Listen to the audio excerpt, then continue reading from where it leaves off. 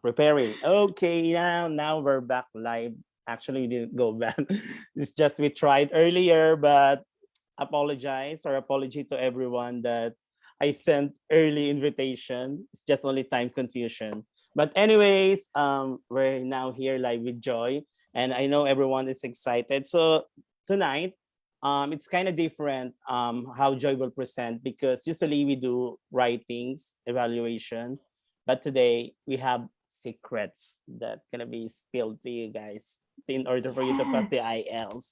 And before anything else, I would like to say hi to our Zoom participants and also our viewers on Facebook, and congratulations for those who pass IELTS and for the did some people nurses. pass? Yes. That's And so then, great. wow, yeah. And for those nurses who are bound to the US who got their interviews and visa. So congratulations. So just keep on practicing. Right now you're just watching, but next time you got what what is you're praying for. Okay, yeah. Let's go back. Yes, Joy. Hi. Jeff, thank you so very much for having me. Now, I'm trying to find, like, I've closed my browsers and it seems that everything's closed. I don't know why I can't see you or any. Let me just see. Just one thing, and I'll share my screen. But for some reason I'm logged out. I'm on Zoom. Where is my Zoom? I can't see you. You can close that. Yeah, but we can see you. You're You can watching. see me. Oh man, what I need to do is treat myself to a new nice desktop.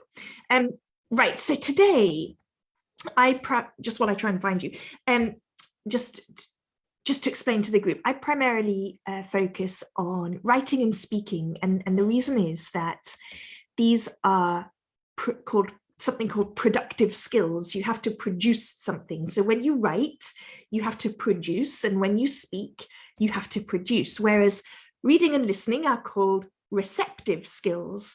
And so that means you just receive, it just goes in. And so the writing and speaking I often find are the harder to improve in IELTS alone if you don't have some feedback and guidance. I find that I've been teaching IELTS now for 10 years, and I find that students can, or more students are able to improve reading and listening alone, but they need help with writing and speaking. So that's what I focus on. So today, now, Jeff, can I share my screen? Are you able to see my screen? Oh, I can see you now, so that's great. You're silent, Jeff, by the way. Yeah. Oh, yeah. You want to share screen? I think you're co-host. Yeah, we can do. Yeah, great. Okay, so these secrets that I'm going to tell you are applicable. That means they are true for writing and speaking, but mostly writing, but also for speaking. I did a great interview with a friend of mine called Jo, and she is a language expert, been teaching English for 30 years, and we got some great ideas from this. And she runs a speaking group, I run a writing group, and these were the tips that we have discovered in our experience that we want to share with you. So, and the reason it's good to know this is because there are lots of wonderful, I'm going to give you 5 vocabulary secrets, okay? And this previously was called vocabulary myths.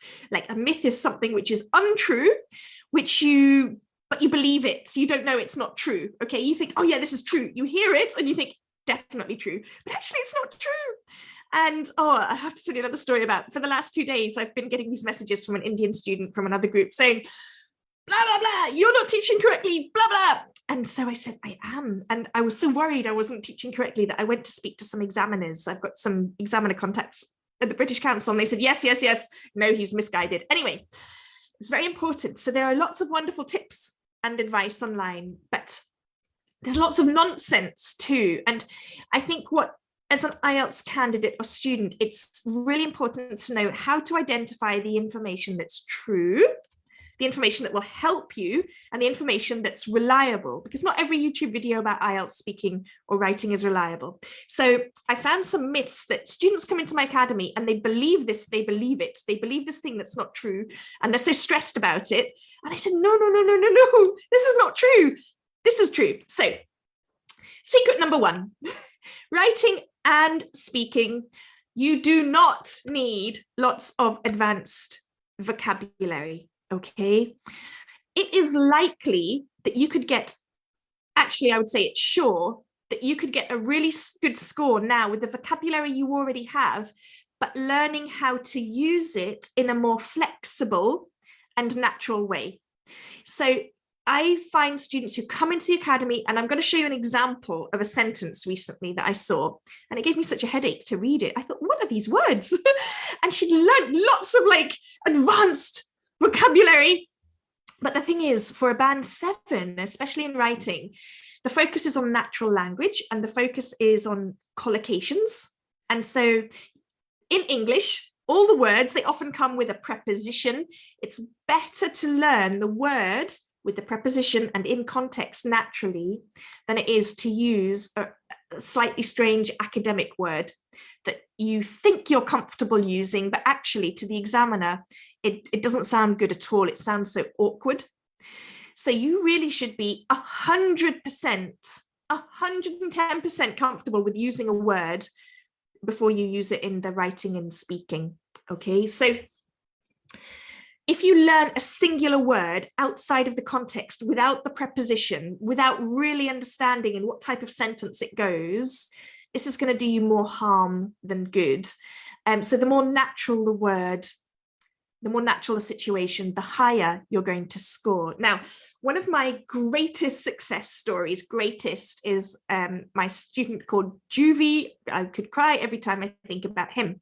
So he's Filipino, like you all, well, like this group, and he was working as a nurse in Israel and wanting to get to Canada, and just said, look, Joy, I didn't study English well at school. I was a bad student. I had no idea about grammar. And he was honestly one of the best students I ever had, because I said, do this, and he did it. So it was just follow this, forget everything you think you know about the Ielts, just do this. I've got an effective way that's going to help you. Okay, don't worry about the other videos and the YouTube. So he started to learn, anyway, so basically, long story short, he started to learn this strategy and the system that I teach, the essay structure. But what he did was he read lots of other essays to get ideas, because he said, I have no ideas for idea generation. So I said, you have to read. So he went and he got the Maca essays.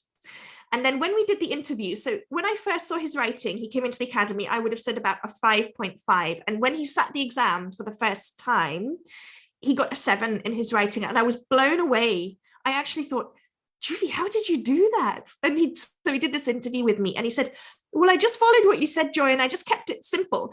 And I just learned some, 3 or 4 words for every topic, like family or like hometown or like food. And I didn't learn extra words, but I just made a small group of words for each topic that was a natural group of words. So I was comfortable using these words. Sorry, my screen's going mad. So the more natural the word. So I'm going to give you some example elements. So he learned a few words for like alternative words for family, and none of his words, I've got this wonderful interview here, none of his words were difficult or anything. He just learned how to use them naturally. Don't learn words in the lists. Don't do that. The context is so important. English is a context language. So words can mean different things in different sentences. It's not like Spanish or French where one word means one thing. In English, one word means many things. Like phrasal verbs, many different things. So secret one, you don't need advanced vocabulary. If you're going to do your exam soon, you should definitely not be learning new words. You should be practicing with what you already have. Okay. So simplicity is key.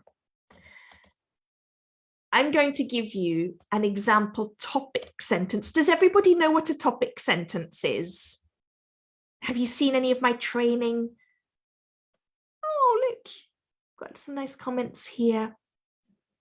First of all, is anyone in this live? Is anyone in my group? Do I have any of my group members here?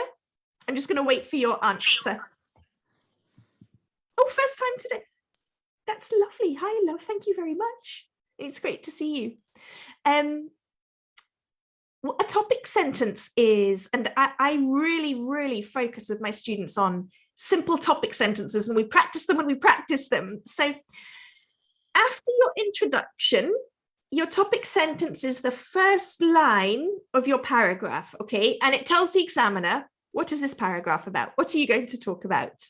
And I've been working with examiners to create a really simple and effective way to write an essay quickly and to get a band 7 or higher. So your topic sentence is the first line.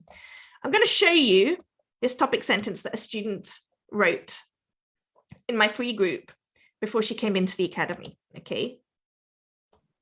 This was in a second body paragraph, and she said, another dynamics that partakes in exacerbating the case is ex-convicts are not accepted by the masses. Now, what she's done here is she's just taken synonyms for every simple word and made it really complex. So I looked at this sentence and I looked at this sentence, and it gave me such a headache trying to understand what she said. And I said to her, I'm going to invent a name, Sarah. I said, Sarah, what is this sentence? And we worked together and I showed it, like, all you have to do, Sarah, say not another dynamic that partakes, simply another reason is that. That's all. So your topic sentences can be really simple. You don't need like this over crazy academic vocabulary. I'm happy to share a band 8.5 essay with you that we wrote in the academy, and I can send that to Jeff. And it's got some nice collocations, but it's really simple. So secret 1, no advanced vocabulary. If you're doing your exam soon, focus on what you've already got. Okay, secret 2, you can repeat words from the question, and you do not need to always use synonyms, okay? Some students are terrified of repeating a word from task 2 or task 1. They're like, no, we have to find a different word for everything. So I've seen some crazy synonyms for like people, and it would be like creatures with 2 legs who live on the earth. Maybe not as crazy as that, but I've seen some very long synonyms for people, and sometimes there's no good replacement word. So secret 2, you can repeat words there, and the reason is this: there are not very many, meaning there are very few true synonyms. Most can't be used, so it's much better to repeat a word from the question than it is to force an unnatural synonym. Okay, so for example, if we have the word car and then you don't want to repeat it, and you can't think of vehicle, so you think, okay, metal object on 4 wheels. Don't invent a synonym, just repeat it. So I'll tell you a trick about the synonyms in a minute. So the other reason that you can repeat, okay, is some words in English are very common and they should be used often, okay? So some words, there's something called, in linguistics, they're called high frequency vocabulary, like lots of prepositions. I had a student who said, yeah, but Joy, I already used on 2 times. I said, well, you have to use it again. You have to, the sentence is not complete without on. It doesn't matter how many times you use it. Some words are just necessary. So high frequency vocabulary, I could maybe find a list for you, are words that simply we do use a lot of. So don't worry about changing them. Okay, so you can repeat words from the question. It's ideal to change the majority of them, but it actually looks better to keep 1 or 2 of them to show your flexibility. Okay, everyone okay so far? Is this useful so far? Let me see the chat box. Give me a thumbs up, give me a raise. Yay, thank you, love. Okay, secret 1, you don't need advanced vocabulary. Secret 2, you can use the same words. Okay, writing. Okay, so here's a tip. Simply find 1 good synonym and alternate it. So use the question word, use the synonym. Use the question word, use the synonym. Alternate it throughout your essay. Okay, so for example, people, we can use individuals who use private vehicles. We shouldn't use humans. Humans is not really a good synonym for people. It's very biological, so it's not really ideal.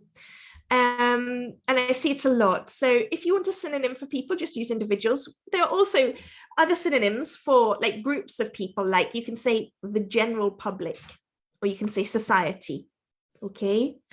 And children, we can say minors, or you can say young learners, and then just change it. In one sentence, use young learners or minors. In the other sentence, you can use children again. And the next sentence, you can use young learners. The next sentence, you can use children. So you can alternate them. I've seen so many of this recently, like kids and youngsters. So this is too informal. You should not be using these words, okay? So that's secret 2. Ah, I didn't add the animation.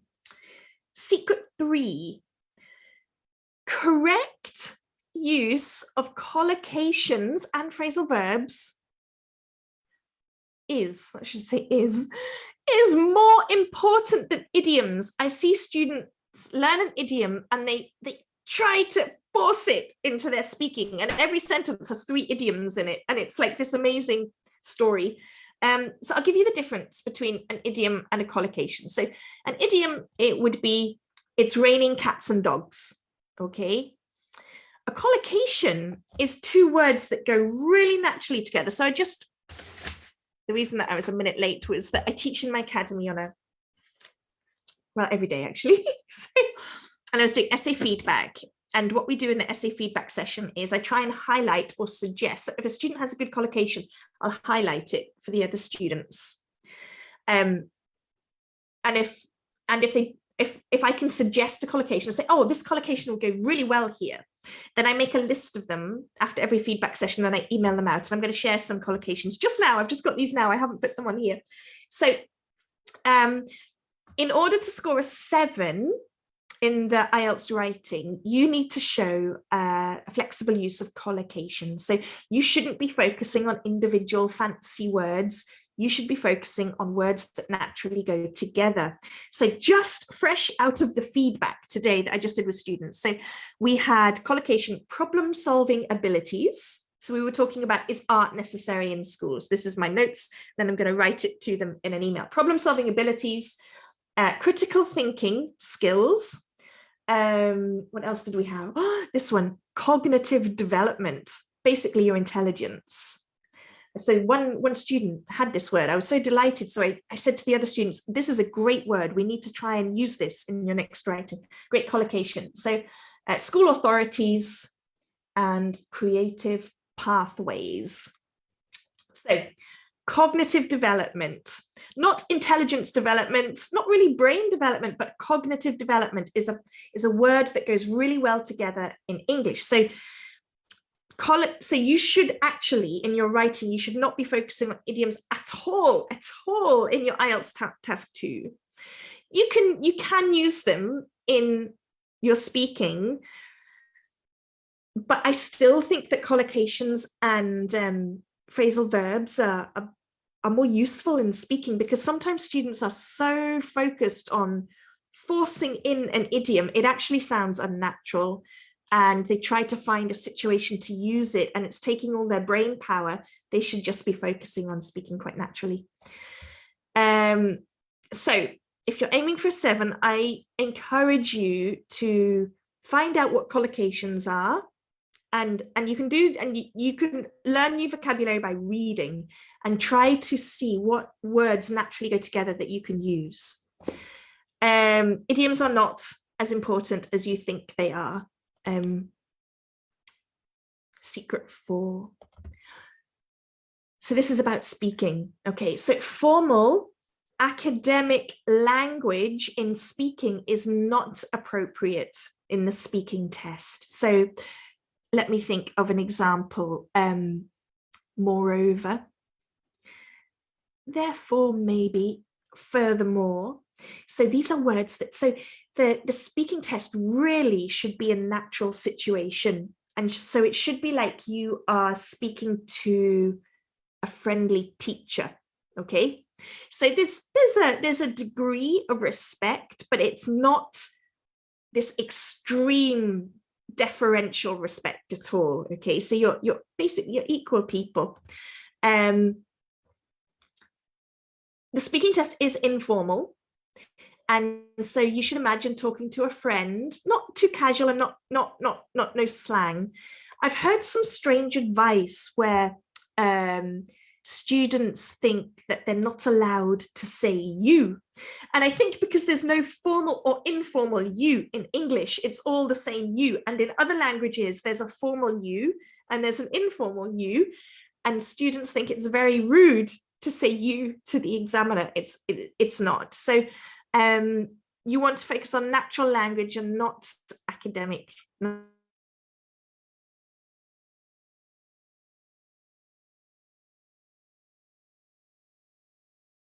Not academic language in your speaking test. So we've kind of touched on this. It's better to learn how to use the vocab you already know in a natural and appropriate way than it is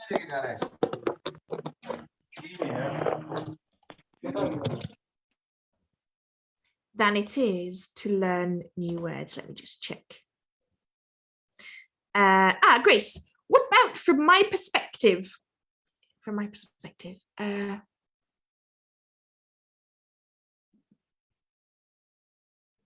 probably say in my view, from my view, perspective is borderline formal. I'd say in my view, yeah, in my opinion, I believe.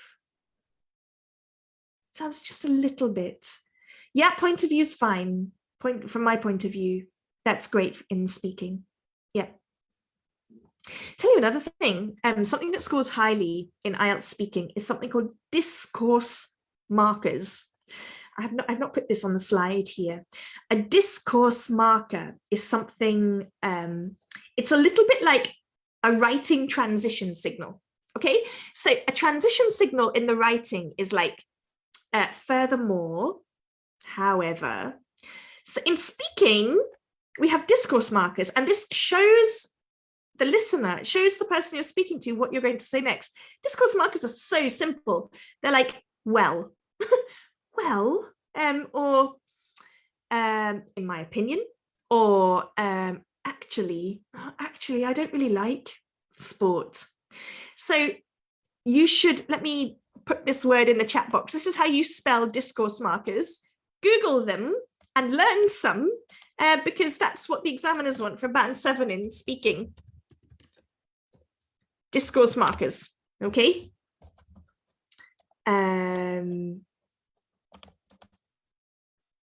Yes, so you need to learn the words you already know at a deeper level.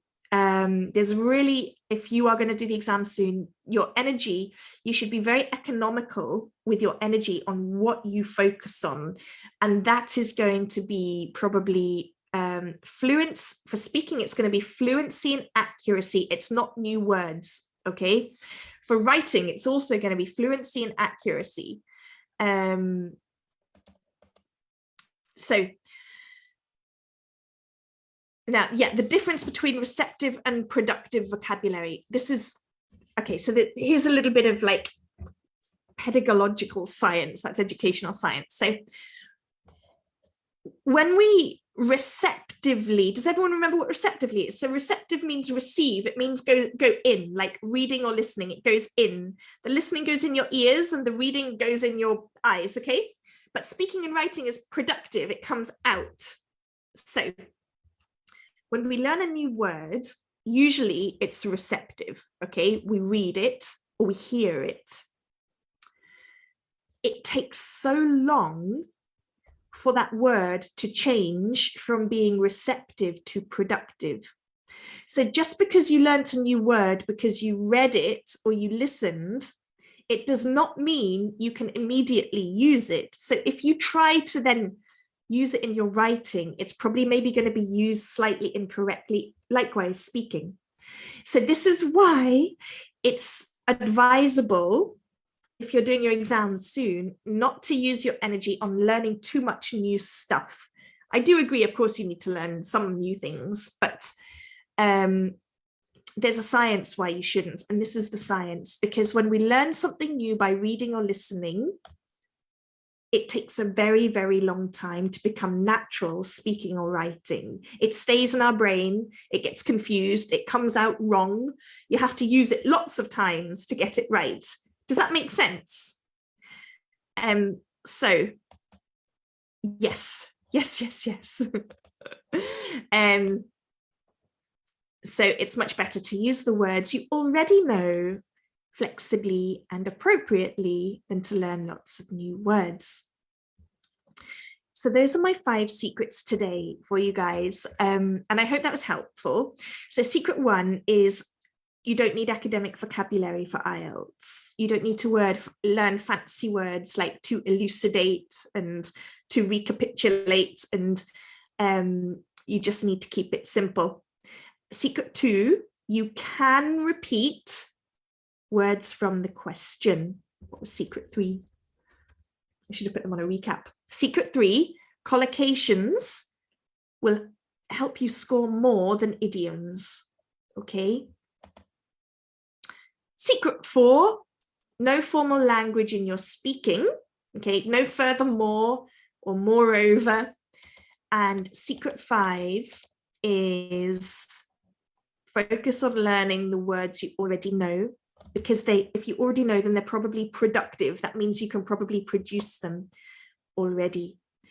If you are not in my group, I'd love to welcome you. Things are changing all the time slightly, but basically I do writing feedback. I've just included speaking in my academy. I make comments on people's essays, and I encourage you to follow a particular structure unless this will help you get to a 7 in the fastest way possible. And I've got that PDF for free. I can give it to Jeff, or I can post it in the chat box. But hope that was helpful. So basically, simplicity is key. Okay, don't stress. I think in life we have to think we can only do what we have with what we've got. We have to think, what have I got? What language have I got? What ability to study? What time have I got? And you just have to work with that. Yeah. Any questions? Let me see the chat box here. Collocations. Oh, look at that. Look at this great student. Ren, Discourse Markers. Learned many on this meeting already. Well, take notes of these. Oh, you're welcome. That's great. That's true. That's great. What a lovely interactive group. Jeff, could I put my PDF in the chat box, or should I give it to you? I think you can give it to me, because even if you will put it in our chat box, it will be ended soon. So I will just forward it in our group chat. What wonderful, wonderful, wonderful. Yeah. So this is a PDF that I put together with examiners. Each essay type, here's the structure, here's the introduction, here's the topic sentences, here's the conclusion. And it'll just really give you a good guide. If you're not quite at a 7 yet, I recommend following that. Yeah, really great to see you. Any final questions? So thanks, Mech. Thank you very much. Great, what a lovely responsive group you have. That's really good. Yeah. Love my group, and maybe Jeff can tell, it's called IELTS Writing Feedback with Joy. But if Jeff gives you the PDF, on the PDF you can find my group as well, okay? Or you can go to my Facebook profile, you can find the group.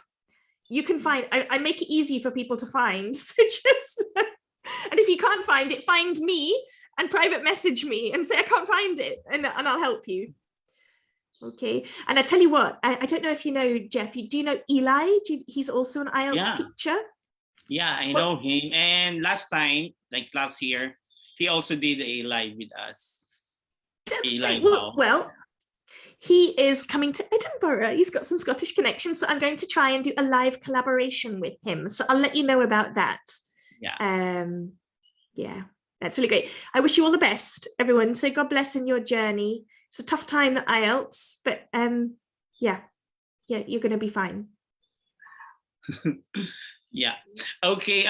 For those who wants to join Joy's group, just only search on Facebook IELTS Writing Feedback +7+ with Joy, something like that. Right.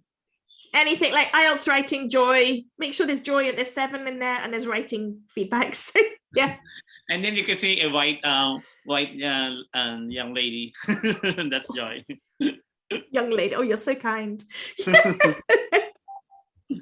That's great. Okay, so yeah, that's Joy. Thank you so much. We are always glad that you always come back with us. So thank you for this wonderful lecture, and I'm sorry earlier. And Oh no, thank it you was to me all our last time. Do you... Okay.